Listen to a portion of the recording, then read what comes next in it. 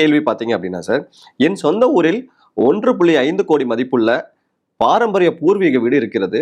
இதை விற்றுவிட்டு சென்னையில் 2 அடுக்கு மாடி குடியிருப்புகள் வாங்க திட்டமிட்டுள்ளேன்.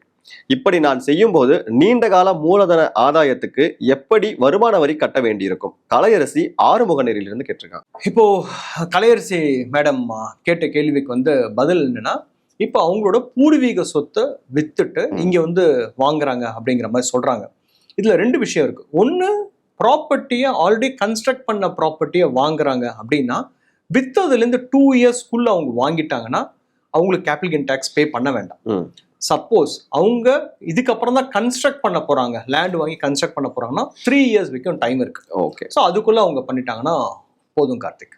Okay sir. இப்போ கேபிட்டல் கெயின் டாக்ஸ் கால்குலேஷன் நிறைய பேருக்கு தெரிய மாட்டேங்குது சார். ஸோ இவங்களுக்கும் சரி, பார்த்துட்டு நேர்களுக்கும் சரி, அந்த கால்குலேஷன் பத்தி கொஞ்சம் சொன்னீங்கன்னா ஹெல்ப்ஃபுல்லா இருக்கும். ஷூர், கண்டிப்பா. சரி, கேபிட்டல் கெயின் டாக்ஸ் பொறுத்த வரைக்கும் லாஸ்ட் இயர்ல இந்த எப்படி மாத்திருக்காங்கன்னா 2 ஆப்ஷன் கொடுத்துருக்காங்க.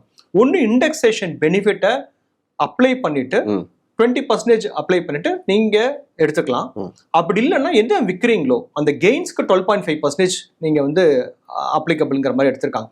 இது 2த்துல எது லோயஸ்டா இருக்கோ அது அந்த செல்லர் எடுத்துக்கலாம். இதை நான் ஒரு கால்குலேஷனோட உங்களுக்கு சொல்லும் போது ஈஸியா புரியும்.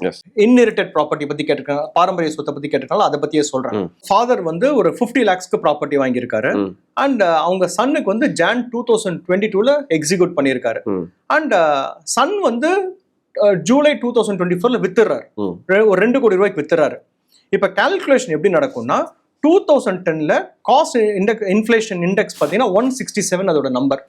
அண்ட் 2024ல அந்த சிஐஐங்கிற காஸ்ட் இன்ஃப்ளேஷன் இண்டெக்ஸோட நம்பர் 348. இப்போ என்ன பண்ணா 50 lakhs இன்டூ 348, அதாவது இப்போத்த cost inflation index number divided by 167, அப்போத்த காஸ்ட் இன்ஃப்ளேஷன் இண்டெக்ஸ் நம்பரை போட்டிங்கன்னா இதுக்கு நடுவில் ஒரு 50 லட்சம் 2 கோடியா இருக்கு. ஆனா அதுக்கு நடுவில் இன்ஃப்ளேஷன் ஏறி இருக்குல்ல, அதுக்கு தான் இந்த கால்குலேஷன். ஸோ இதை வச்சு நீங்க பண்ணும்போது அவங்களோட கெயின்ஸ் பார்த்தீங்கன்னா, இப்போ ஃபார் எக்ஸாம்பிள் 50 lakhsக்கு வாங்கினவர் ஒரு 2 கோடி ரூபாய்க்கு வித்திருக்காரு. ஸோ இந்த மாதிரி டிவிஷன் பண்ணி பார்க்கும்போது அவரோட கெயின்ஸ் பார்த்தீங்கன்னா 95 lakhs தான் வரும். அந்த 95 lakhsக்கு 20% is what he has to pay. So அவர் 19 lakhs மட்டும் அவர் டாக்ஸ் பே பண்ணா போதும். இது ஒன்றுத்துல இது கம்மியா இருந்தா இது எடுத்துக்கலாம். அப்படி இல்லைன்னா இந்த 1.5 கோடி ரூபாய், இப்போ 50 lakhsங்கிறது 2 கோடிக்கு வித்திருக்காங்க அப்படின்னா 1.5 கோடி ரூபாய் கெயின். அந்த 1.5 கோடி ரூபாய் கெயினுக்கு 12.5%, lowest of the lowest. Okay, எது லோவஸ்ட் இருக்கோ அதை அவங்க எடுத்து அவங்க பே பண்ணிக்கலாம். This is how it works. Super sir, டீடைலா எக்ஸ்பிளைன் பண்ணிருக்கீங்க.